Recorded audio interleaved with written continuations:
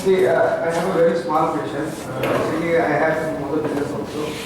I am planning of setting up another business line. It's my idea. I don't know whether it exists or I have not heard of this.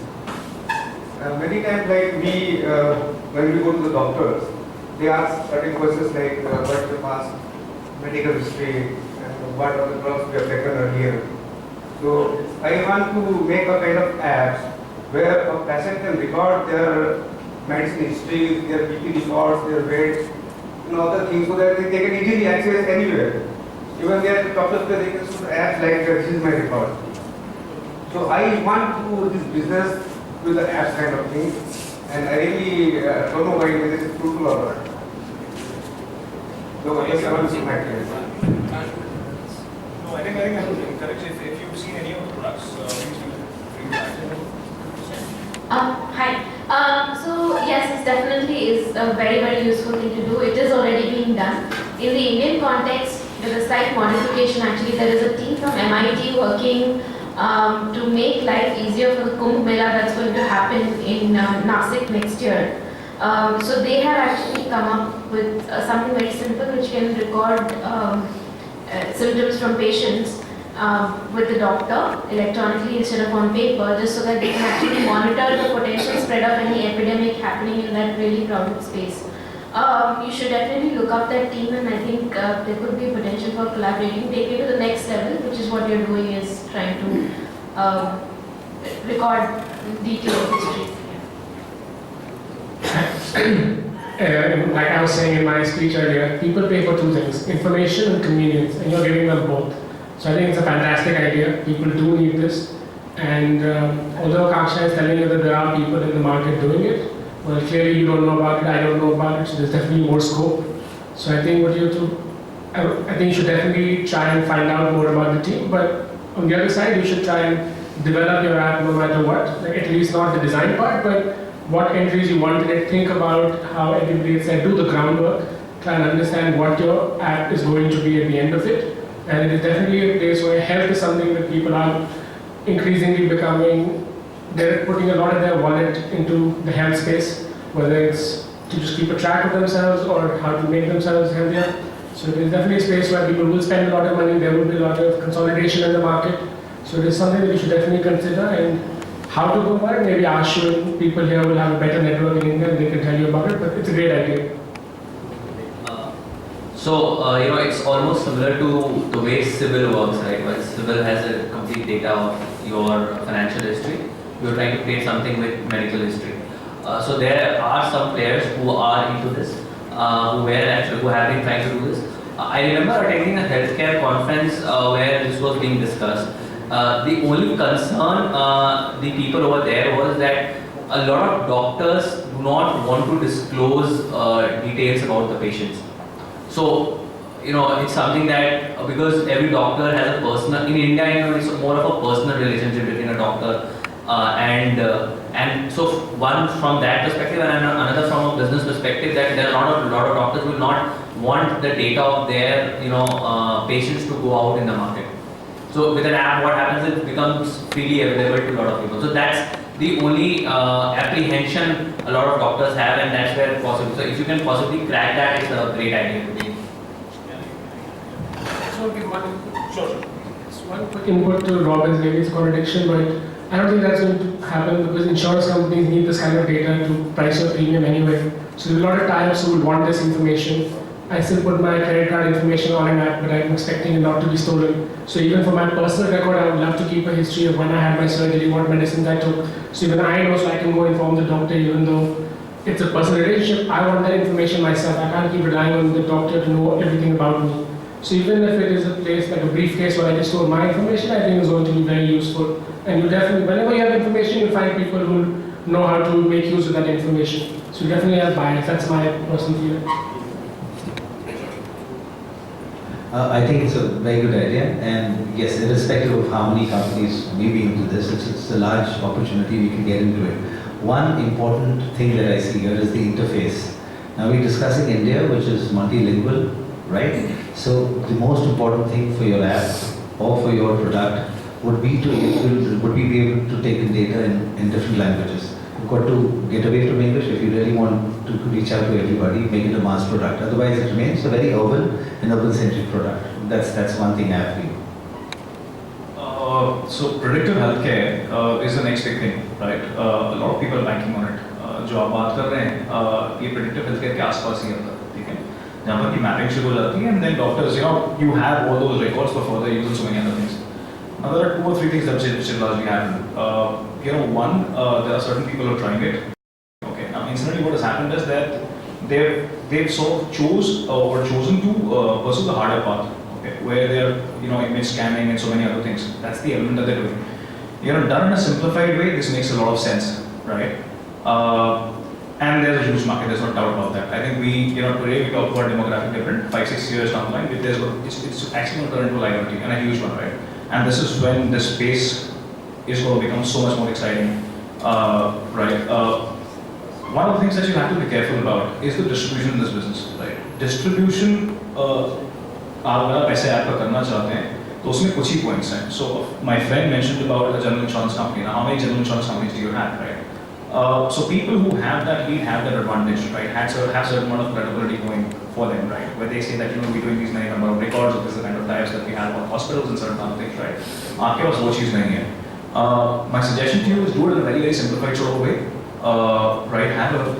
There has to be a user push for an institution to adopt you, right? And I think these are elements. You have to have a very, very simplified version of it, and do map your competition, right? I think that's that. This is a huge space. There's no doubt about that.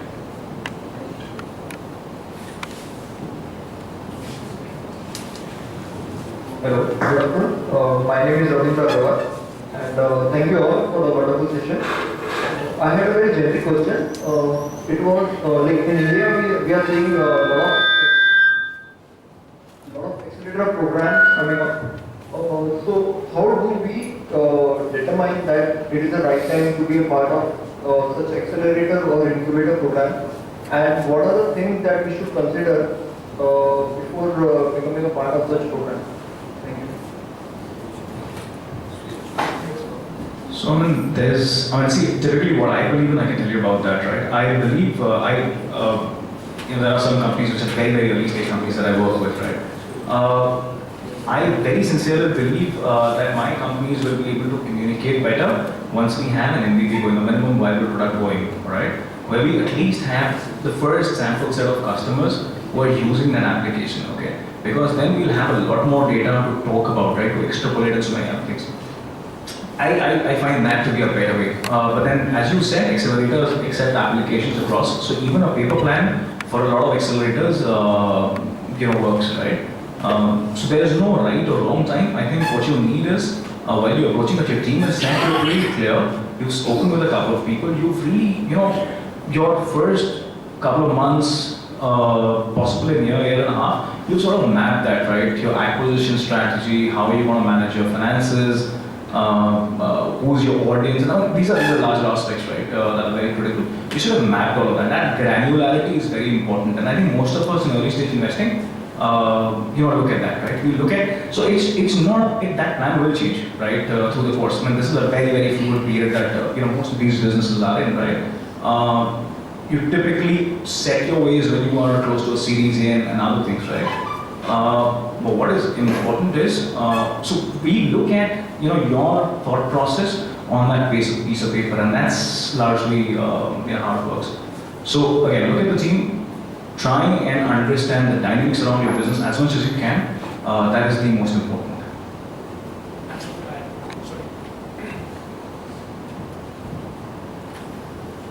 I think one thing you need to understand is the motivation why you want to join the accelerator. Like a lot of people here have put emphasis on building a team. And building a good team could be as good as joining an accelerator, because what you want is diversity in the thought process, people to collaborate with, people to hash out how to go about doing things.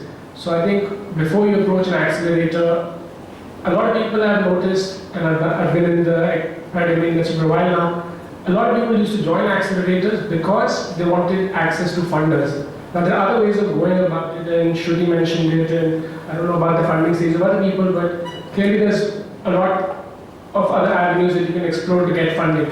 So that is the only reason that I don't suggest an accelerator. And like Gaurav also said that maybe your school friends, maybe people who you've interacted with, they are better people to go to for initial advice. And then when you get to a stage where you have a viable product, maybe that's when you want an accelerator, but perhaps you don't need an accelerator at that stage. So be very clear as to why you want an accelerator. It's an ecosystem, but maybe you have an ecosystem where you are already. So, can I quickly? So, in a way, I kind of agree with what he's saying, right? But unfortunately, in India, startup ecosystem is a very fragmented sort of system, right?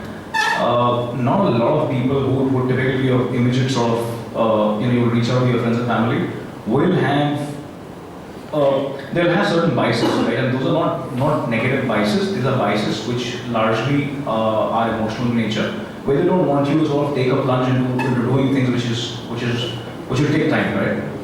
And they're largely trying to discourage you. At an accelerator, what will at least happen is that these are very, very professional initiatives, right? These are balance sheet efforts, right? So there are larger entities who earmark certain amount of money that is going to go into your aspiration or helping you achieve that aspiration, right? These are people who are connected to the ecosystem, right? So it's like getting into an IIT where you know that by the time you exit, there are certain companies who are only available to pick you up, right? It comes in handy, okay? While you go out and learn everything on your own, see, it's business at the end of the day, right? And when you are a startup, you have fund constraints and so many other things. Dynamics around you are going to change, right? Consumption appetite and consumption dynamics and patterns of your customers are going to change, right?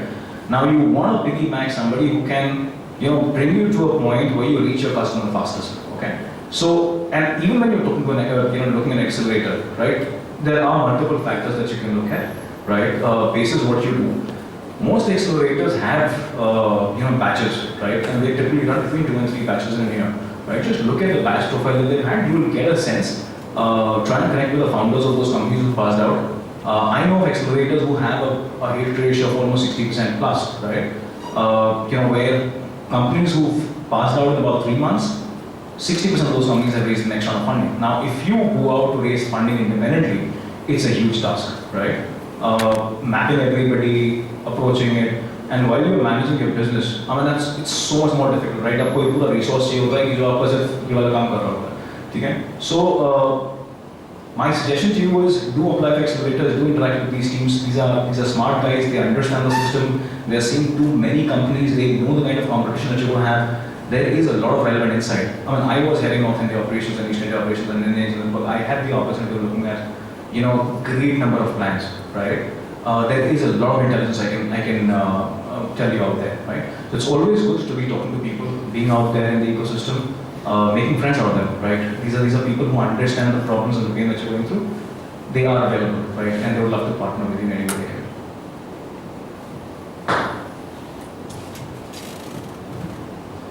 Hi, my question is to Mr. Robin here. My name is Sitaram and I'm a student of Accelerate Pursuing Entrepreneurship program here. You mentioned in your speech that more than idea, team is important. Having a good team is important. So how can you even, how could one form a good team without having a concrete idea? See, idea.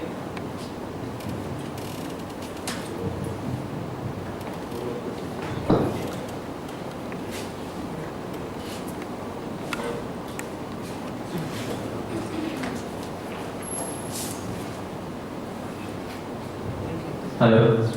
So look, idea is always the starting point. You always have to have an idea to do something, whether it's a normal traditional business or there's anything disruptive that you want to do. Having said that, idea is not end of all. You might have a great idea, but if you don't have a great team, you'll end up wasting that idea. So have an idea, try and find out people who will be there with you for a significant amount of time to to reach where you want to reach with that idea. So having an idea is important, there's no denying that fact, but having a good team is even more important, because even if that idea does not work, you might have, say for example, an idea to build an e-commerce company, right? Now you started with something and then you realize that this is not working while there are other things that are working. So if you have a good team, you'll always be able to pivot, you'll always be able to streamline and bring it to another level. while if you do not have a good idea, you will possibly lose heart and you will say that, okay, I started on this and I am not able to do that.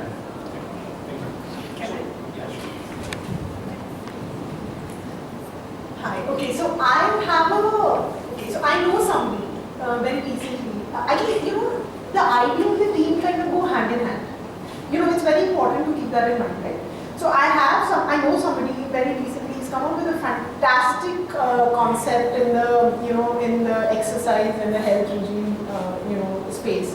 But he's not willing to start it because his first business he did by himself and he couldn't manage, so he went down the drain. So he's waiting to get on to, and he keeps on sending me links from founder dating and all these other random sites. And he said, please vouch for me because I need a good team, And I keep on telling him, I said, you need to get started. The team will come. If you believe in the idea, the team will come. They kind of go hand in hand. I agree with Robin. The same question that you asked him, I asked him yesterday because I'm struggling to, after 2 years also, I'm struggling without a team. Like I'm struggling. I need a good team. So, but that doesn't stop me from doing what I believe in doing. So they kind of go hand in hand. So just keep that in mind and don't stop yourself from doing what you want to do. Because you don't have the right people. Yeah. Again, I just reiterate what she had to say. 3 years. She said 2 years, and I'm 3 years still struggling for a team. So I'm sure all of us can go up and down, and we can discuss a number of years we've been trying to find teams. So a good idea needed hold back for a team to be formed, but it will happen. Now the other danger here is to form the wrong team. Okay. Now that is something you've got to be very, very careful about, because in your hurry to make a team and your drive to make a team, it's like, okay, X comes and Y comes and Z comes and the profiles and and make a team. It's not going to work. So a team is formed very deliberately and with a proper plan and with proper skills coming in. I think that's the crux of the team. Sorry, just one more thing. I have over the last 2 years, Shraddha I was doing on my own. So my team means hiring good people. I would have thought it shouldn't matter. With Shock to Surprise, it's a little different. In the last 2 years, I'm kind of competing with the corners because I've turned out more co-founders, churned out more co-founders than you can even imagine. People join me with so much excitement that they want to become multi-billionaires overnight, and try to explain to them it's a long drawn process. And I've had guys from IIT, I've had guys from IIMs, and they all come with big dreams, big hopes, and they fizzle out before you can even say I do to commit to the project, right? So like you said, don't wait for the team to start. So coming back to your question once again, the importance of a team vis-a-vis the idea. So fantastic idea, an average team, bound to fail. Average idea, a fantastic team, bound to fail. So that's what he meant when he said that, And as I also mentioned, the team is much more important than an idea, but then it all starts from there. So it goes through stages. A team comes at a much later stage once you have a B plan ready, some execution is happening already, and then you start realizing that, okay, fine, I need more hands to actually take it through. There is so much to handle. And that's when you start looking for a team, and probably it takes much longer than it should, given that India doesn't really have too many people willing to get it towards the finish. But then having said that, whosoever you get on board, make sure that it's someone who will really work. And then the idea can still change. So it may not always be skill set based, but it should be someone who you can lean on in the tough times. I just want to share a personal story here. So, remember how I told you I had 3 startups? But Algorithm India and Skill started at the same time almost. I agree with Shruti that with Algorithm India, I was slightly more passionate about the idea. I knew exactly what it was tangible. So I went out without a team. But with Skill I made a mistake, like Naeem pointed out, that I was in a hurry to build a team. And I actually went to friends from college and we made a team, and today both of them have left. And even right now when I was sitting here, we were talking about settlement issues that is not something we thought of initially. So in the hurry to build a team, what we did not take into account was the externalities that govern their lives and a lot of other things. Everyone just got caught up in a good idea and everyone committed but didn't really commit. And on the other side, Algorithm India, which has been running for 2 years, my team came to me as we kept proving our concepts. little by little, every baby step I took, more people joined in. And it worked out perfectly. But on the scale of more, I've just had to make a new team. So I don't think it's a chicken and egg sort of problem where what comes first. Like I've experiences which show me both sides of the story in my personal experience the last 2 years being an entrepreneur. So I think having an idea is good, but having a team is necessary. And just quickly add to that. So get the idea right. Okay, I think that's number one. All right. Assuming you want to do a particular thing. Okay. I think first couple of days, possibly a week, 10 days, look to read as much as you can, look to find out as much as you can, right? Try to identify who are the people you can sort of reach out to, understand the dynamics around that, okay? That's number one, okay? Now, so, macroeconomically, at this given point in time, India is a market where everything can thrive, okay? The concentration of consumption that you have here, no other geography offers you that. So that's number one, okay? Once you've done with the idea of the piece, you've spoken with people, you know the dynamics around it, you've thought that through, and so be with that. Okay. Once you've done that, identify within your network. I think that's the first catchment. Okay, friends, family, other people. You know them better. You know how they react to certain situations. Identify what the relevant ones. Throw this to them, saying that I was just thinking of this. What do you think? Right? Get an insight from them. Let them think. Okay. Leave them with that thought for some time. See how they're reacting to it. Okay. So that's how you look to build a team really.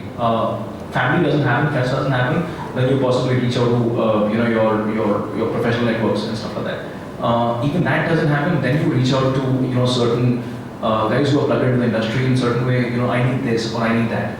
While you're doing that and while you're evaluating your idea, I think it's very, very important that you prioritize right. So if you're doing a technology company and you're not a technology guy, your first focus area is that I need to name this guy, okay? Now, I don't know much about the skill set, so that's why you're that expert in that industry or a friend who would know that space better comes into play. Think that, what do I do with this? This is what I want to do. That's how you sort of do it. It's a very interpersonal sort of a plan and absolutely, it has to be done in a very, very intelligent way, right? Just leave people with such stuff, okay?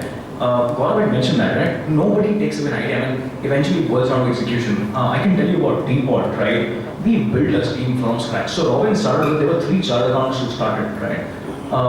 2 chose, because of certain personal reasons, to sort of do not jump into it full time, right? So when we met for the first time, he was doing it all by himself. He was on a, and I can put it honestly, he was on a very shaky ground. But today, it's a team of 5 people. The business model looks looking so much more stable. And we're going to be coming up with a lot more, news in some time. This model is looking very, very linear. I mean, whoever we're talking to, they're getting excited about it, right? So I think that's how you do it. Just prioritize things, right? You just identify what the loopholes, look together. So, I have another question too. Yeah, oh. Sure. Yeah, you spoke about choosing not to do certain things at a point in time, Mr. Robin. I'm sure many of us do that on a daily basis, but on a smaller scale. I would like to know from an entrepreneur's point of view, perspective, the criteria that you use to choose, what not to do at this point of time. And it's open to everyone. I think it will be better if I just can give you an example. So we were discussing this proposition with somebody who wanted to come as a financial investor. So we were discussing equity dilution of about 20 to 25%. And the other person said that, why don't you take more money and dilute 50%? Right? Now, as a startup, it is very tempting because you're getting more money. More money obviously means that you can expand much faster. It becomes easier for you. But then that is a call that you need to take, that whether you want to do that right now or not. Right? Other things can be that, there is somebody who comes in let's take my business as an example. So there's somebody who wants to take a franchising, right? He comes with a very good background, but there are certain things that you can anticipate might go wrong with that guy. So you might as well wait and watch rather than go ahead at day one. So, it's difficult for me to really give you an answer as to what are the things you should not do. But but what I'll just say is that when you are evaluating anything, try and figure out that what if you don't do that, and why is it very important for you right now. So I hope I have answered your question. So just with the limited bandwidth that an entrepreneur has, you just can't do everything. So the selection process has to be very, very critical, and in terms of what could create maximum value, and everything else could be considered as noise at this point. So at a later point, something else could become relevant, which was noise earlier. What I'm saying is, choose, choose logically as to what is more important today, and let the rest go. So that's why you have to say no to certain things. So it must be really difficult for entrepreneurs, right? That's why I'm asking you to criteria. I'll quickly tell you how we do it. Sorry, we make lots. So I really don't know what I should do, what I shouldn't do. Because until I do it, I don't know if it's a mistake or it's like how should be said. I could be an idiot or I could be a genius, but there's only one way to find out, which is to try it out. And like Gaurav is saying, you don't have the time to do it. So in my office, what we have is we have lots. So this is lot 1 decision, this is lot 2 decision, this is lot 3 decision. So it's not like we let our ideas fly, it comes today, it doesn't fly out the window tomorrow. We store it, we keep it to come back to it another day. Or maybe we never come back to it because we took a different path.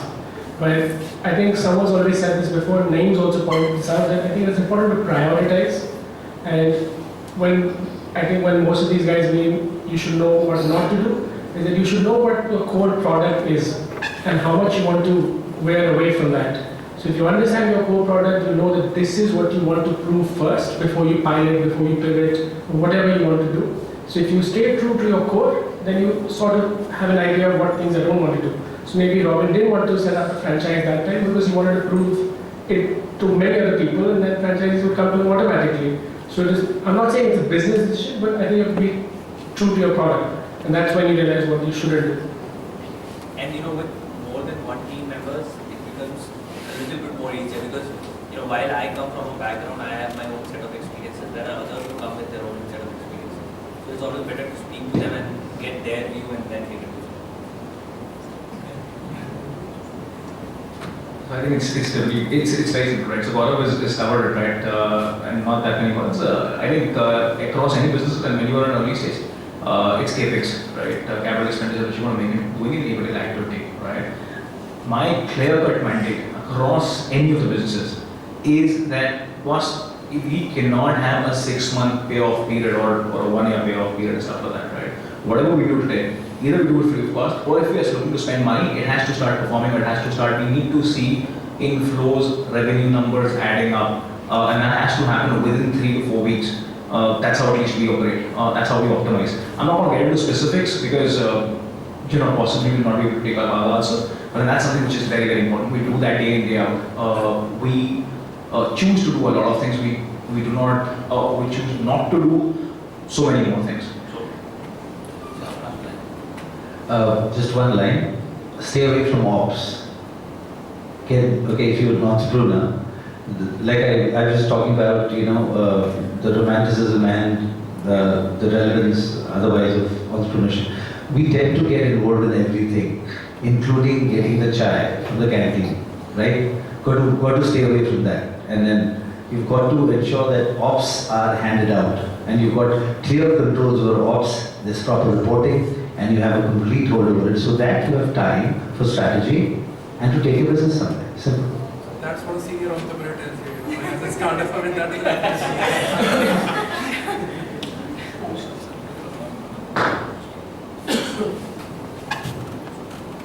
Hi, my name is Sai Krishnan, and my question is this. All enterprises, they start from an idea, and I'm pretty sure everybody in this room has some idea or the other about how they can start a business. The problem is, I think, there's a lot of fear. What happens if the idea goes wrong? What am I going to risk? How does one assess how viable that idea is, and how do you get over the fear of what might happen if it all goes wrong or goes south? It's a very simple answer. Try and define it. It's a very simple answer. Just try and define your customer right? And if assuming you feel that I'm your customer, just walk up to me and just try and get a sense in terms of am I going to buy and just talk to at least 5, 7, 10 of such people, right? You'll get a very, very clear answer. Once you've done that local sampling, just talk to people who are outside. That'll give you an understanding and help you comprehend the dynamics that will exist in a geography which will possibly consume in a slightly different way. In India, so assuming you're based out of here, you could speak with a friend in Bombay, you could just speak with a friend in Delhi, you could speak with a friend in Bangalore or even down south. That'll give you a good sense in terms of how it's going to sort of pan out. It's largely that. I would do that. So, I think there's currently a slight tendency to jump on the bandwagon of starting out, right? And what I said at the beginning is just be true to yourself and just, if you really, really believe in it, that fear will go away. And as one of my technicians once told me when I was looking at some protein crystals under the microscope, so how do you tell? So it's like love, you just know, right? You will know it when it's the right time to start. You will automatically get over the fear. I've been kind of toying with the idea for about a year and a half before I actually jumped into it. And I was literally forced into it. There was no option at that point, right? So you will do it if you have to. But I think the only thing what everyone has been saying is just be true to yourself and it will come to you directly. See, if I was asked this question, my question return would be, what is the fear? That is it what people will say? Is it that I won't be able to drive whatever car I'm supposed to drive next year for the next 4-5 years? Is it I'm going to, if the business doesn't work, I will lose all the money? So see, all these questions have answers. What will people say? I really don't care. If I cared, I wouldn't marry at 24. So second, if what if I lose the money? Now, generally I joke about this, but for girls especially, it's very easy. I'm very clear about this. My risk element is so low that if I don't do well, if my business down, my father will look after me. If he doesn't, he'll get me married to a rich dude and he'll do that. Evaluate your risk. Okay, and coming to the guy's side, are you capable enough if the business does not do well? Okay, are you capable enough to take up a job and recover? Maybe it will take some time. What are you losing? Time.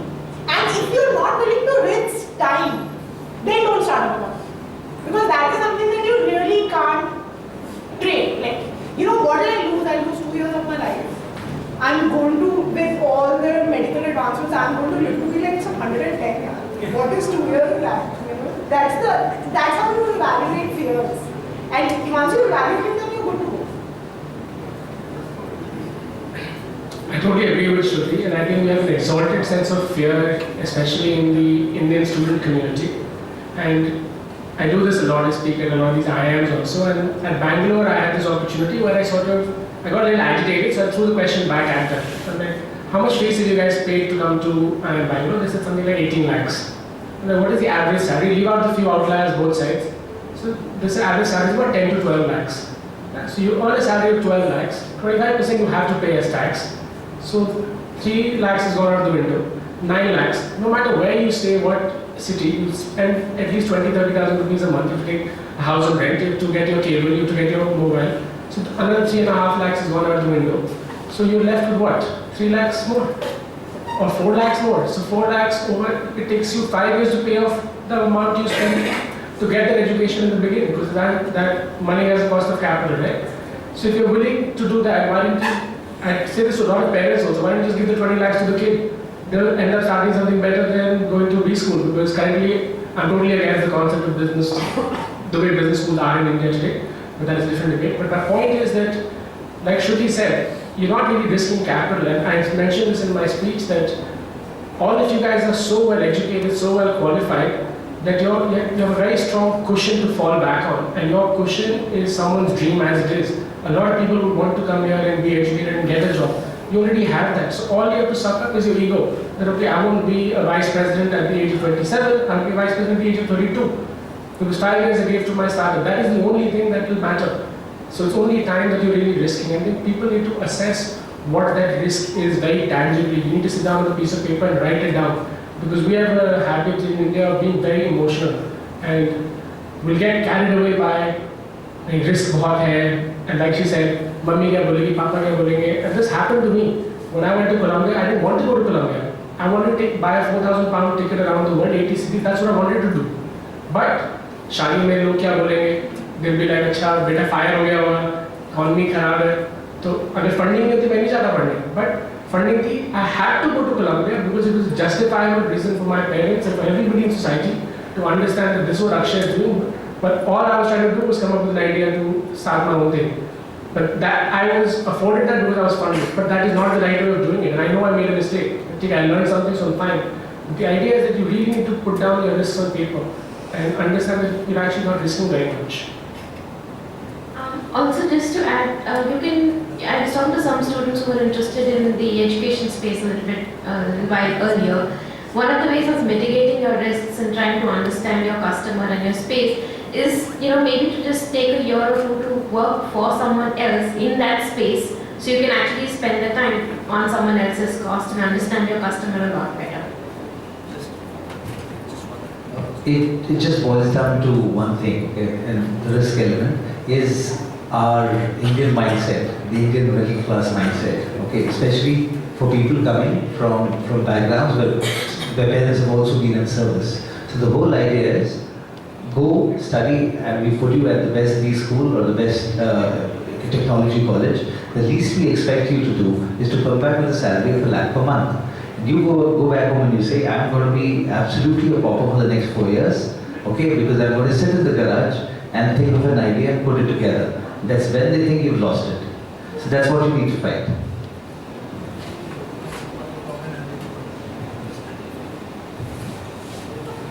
I think a couple of things.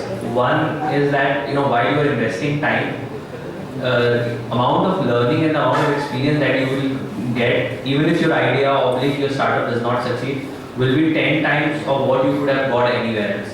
So you will come out as a completely mature person, and even if you go back to your corporate career, you will 100% be more responsible and performing much better than any of your colleagues who did not work in that time. Because you end up being responsible for every damn small thing. There is nobody for you to look up to. You are the person who is responsible for all those things. And second is that risk is inherent, right? So even if while Flipkart has become a $1 billion company, there is also a risk that Flipkart carries, right? So even when it is taking decision, it has to mitigate those risks. So it's not that the risks are only when you are a startup. Even when you keep growing, it's just the nature of risk that will keep changing. So while you take decisions, risk will always be there. So I had a theory when I used to go to college.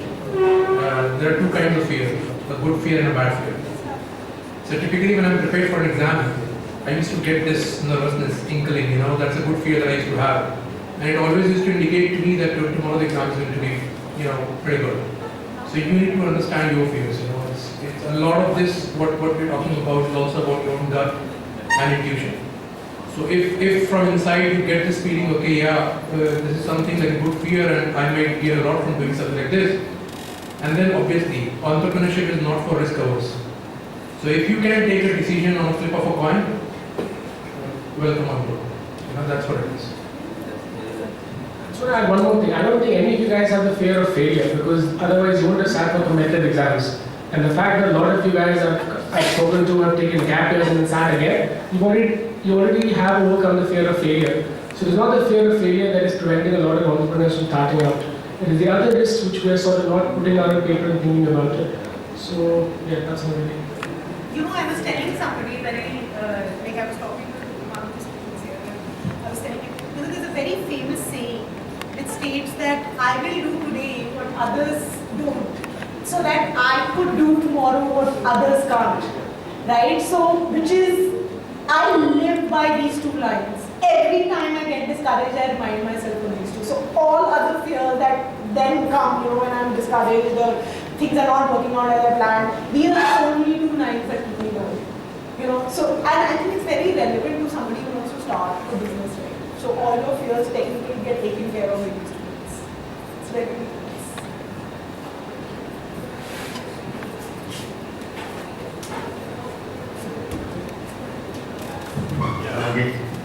My question is to Shruti. So how do you explain the hypothesis businesses don't fail you, but people fail businesses? In the context of Mr. Naeem Khan's description of romanticism versus realism, where one bad government policy can kill your business. So, see, when I said businesses don't fail, people do, I also said something else. I said businesses evolve.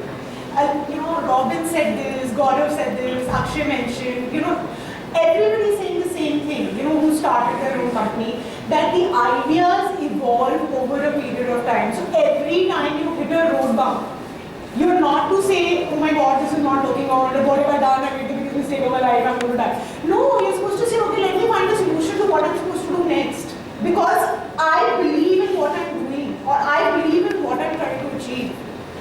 So I'm repeatedly going to say this, like till I die, businesses don't fail, people do. The day you decide to give up is the day you decide, I'm not looking for any more solutions.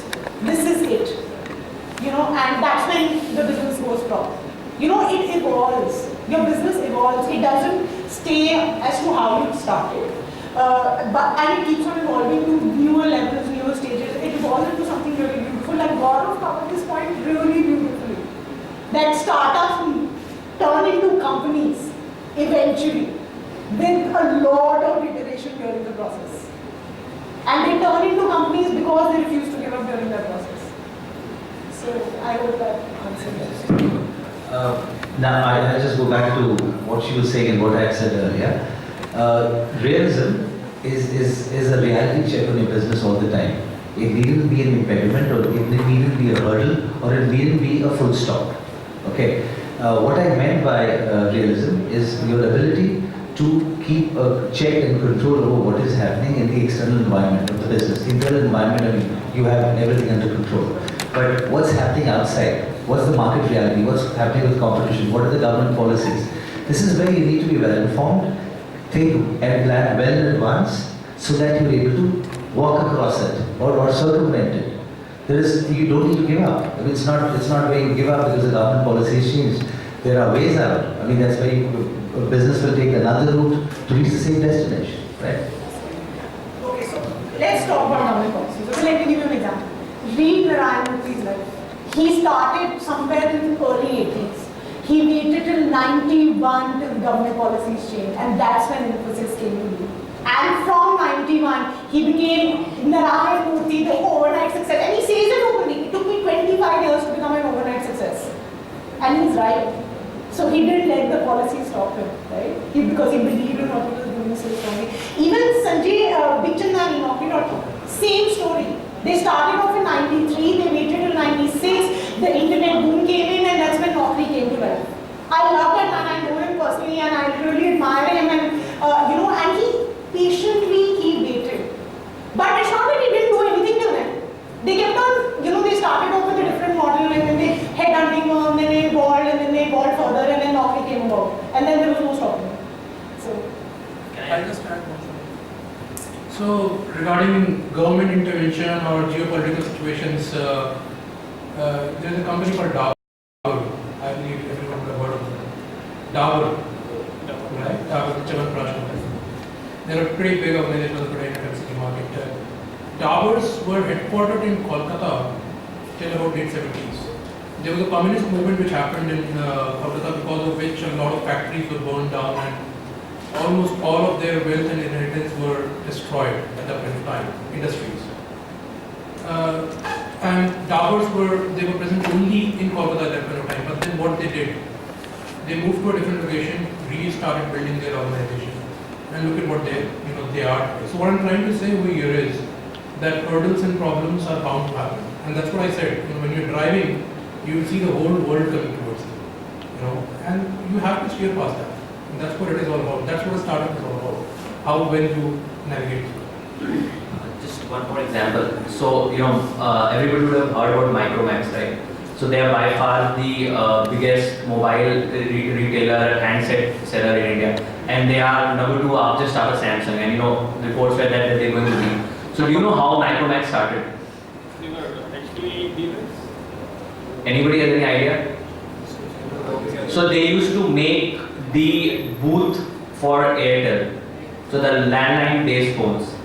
So Beetel is entirely manufactured by Micromax as a contractor. So when this business started wiping out, they realized that this is the end, right? The landline phones obviously are not selling. So they realized, now what do we need to do? So they said that the only option we have is to get into a mobile space. That is how we can survive. Otherwise, our business is finished. And look at what they are today. Robin is actually like a prime example here because, see, when his partner, they started as a group of 3. He didn't start it alone, they started as a group of 3. When his partners left him, it's very discouraging, it's very heartbreaking. You start doubting as to what you're doing, you keep on thinking like you're a fool, the world is not believing what you're doing and you're the only one. But he kept at it, which is why Teapot is a major success today and it's going to become this multi-million-dollar enterprise, eventually. So he didn't stop. So the Teapot didn't fail because he refused to give up, So, I honestly, we can give you a lot of stories. These are all in the papers, all the magazines, stuff like that, right? You are MBA students, right? Larger thought behind an MBA program is to give you a very structured sort of thought process, right? When you're thinking of an idea or a business, there are systemic and, and certain risks that are there. Systemic risks are something that you cannot do about, okay? So these are aspects that you have to take under consideration. The better you do it, the detailed you are, the better it's going to be, for you, for people who will join you and so many other things. So, have a very structured sort of a thought around that. Motivation is only limited, right? Understand the risks in a very, just classify risk in right sort of boxes and try and sort of look if you can do something about it, if you can't.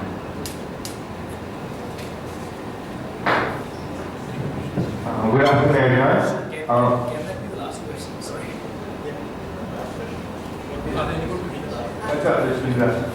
I have a business family, sort of a reputed family in Jamshedpur, doing business from over 20 years until it's into steel.